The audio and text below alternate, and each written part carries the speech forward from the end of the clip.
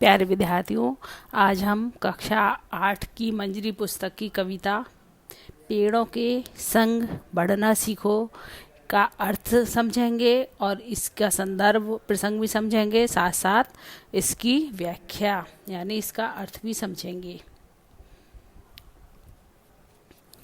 बहुत दिनों से सोच रहा था थोड़ी सी धरती पाऊं, उस धरती में बाग बगीचा जो हो सके लगाऊं।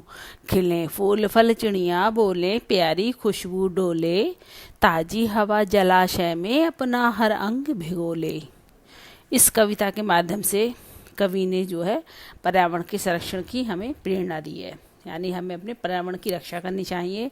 ये इस कविता का उद्देश्य यही है। पहले इसका संदर्भ देख लेंगे।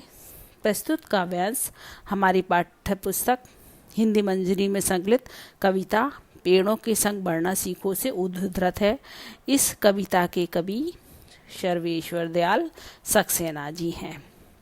प्रसंग में कविता के माध्यम से कवि ने पर्यावरण के संरक्षण की प्रेरणा दी है। अब इसकी व्याख्या समझते हैं।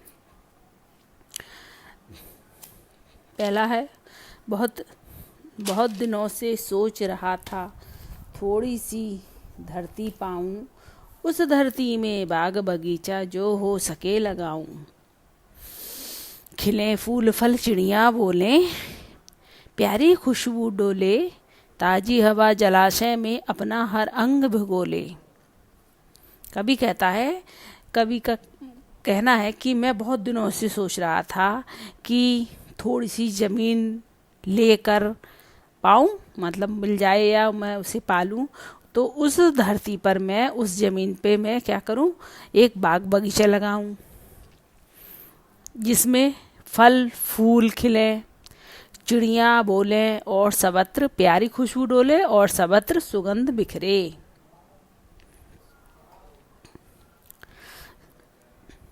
ताजी हवा जलाशय में अपना हर अंग भिगोले, और उस बगीचे में एक जलाशय भी हो और जिसमें ताजी हवा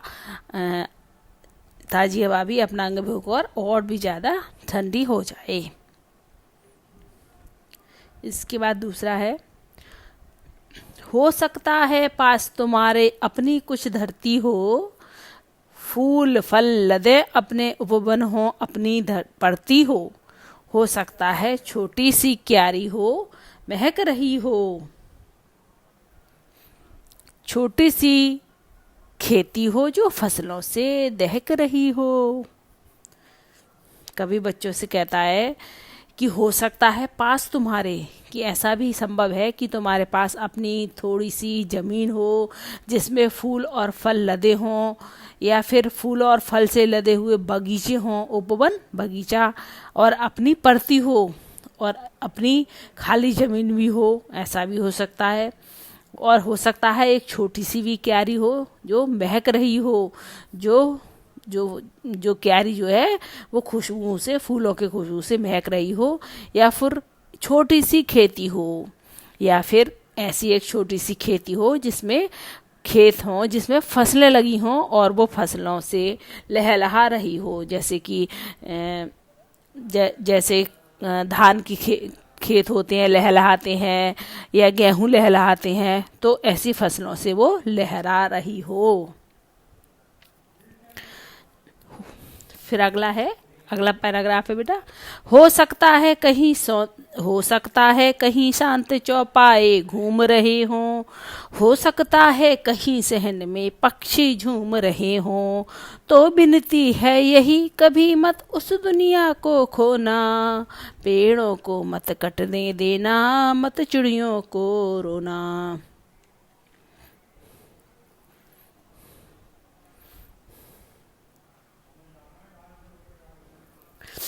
ये भी संभव है कि कहीं चौपाई यानी चार पैर वाले पशु घूम रहे हों, हो सकता है कहीं सहन में पक्षी घूम रहे हों, और ये भी संभव है कि कहीं आंगन में पक्षी चहकते हों।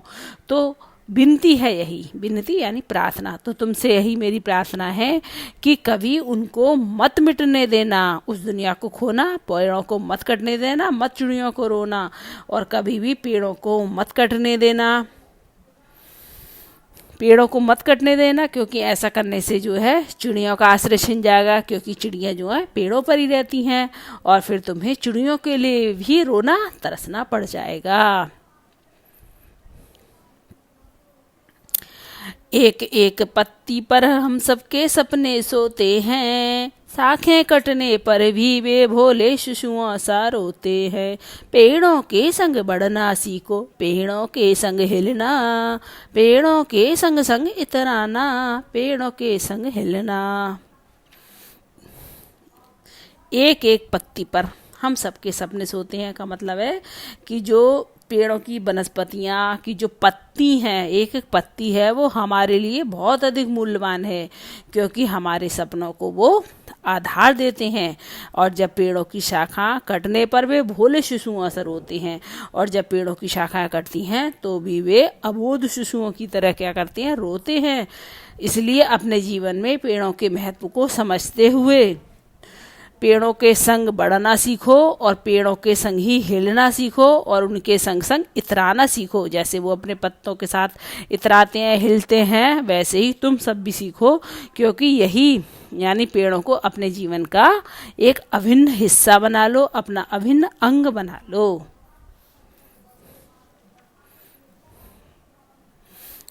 और ये सबसे लास्ट का अंतिम पैराग्राफ है। बच्चे और पेड़ दुनिया को हरा भरा रखते हैं, नहीं समझते जो वे दुष्कर्मों का फल चखते हैं। आज सभ्यता वैशी बन पेड़ों को काट रही है, जहर फेफड़ों में भर इंसानों को बांट रही है। सबसे लास्ट में कवि कह रहा है कि जो ये पेड़ पौधे हैं वो इतने ज़्यादा हमें लाभदायक हैं, क्योंकि ये हमें शुद्ध ऑक्सीजन प्रदान करते हैं। और आज के इस औद्योगिकरण युग में कारखानों के धुओं से और सबसे जो है हमारे फेफड़ों में जहर भरता जा रहा है, वायु जो है प्रदूषित हो चुकी है। तो इस संसार की हरियाली और खुशहाली का आधार क्या है? पेड़। इसलिए बच्चे और पेड़ दुनिया को हरा भरा रखते हैं। कवि के अनुसार इस संसार की हरियाली और खुशहाली का आधार पेड़ व बच्चे ही हैं। जो इस बात को नहीं समझते हैं उन्हें पछताना पड़ता है। वर्तमान समय में सभ्यता जो है वहशी बनी हुई है, यानी जो सभ्य मनुष्य हैं वो ही वहशी बन के इन पेड़ों को क्या कर रहे हैं? काट रहे हैं। अर्थात जो औद्योगिकरण और शहरीकरण के कारण मानवों को पेड़ों का भी दुश्मन बना दिया गया है और वे पेड़ों को काटते जा रहे हैं। इससे हवा जो है जहरीली होती जा रही है और जिससे मनुष्यों को बांट रही है जहर, और इससे मनुष्य ही बीमार हो रहा है। और मनुष्यों को जो शुद्ध ऑक्सीजन की कमी के कारण मनुष्यों के फेफड़ों में जहर भर गया है और जो मनुष्यों को बीमारियां मिल रही हैं, उसका कारण ये है क्योंकि हम पेड़ों को बचा नहीं रहे हैं, उन्हें काट रहे हैं।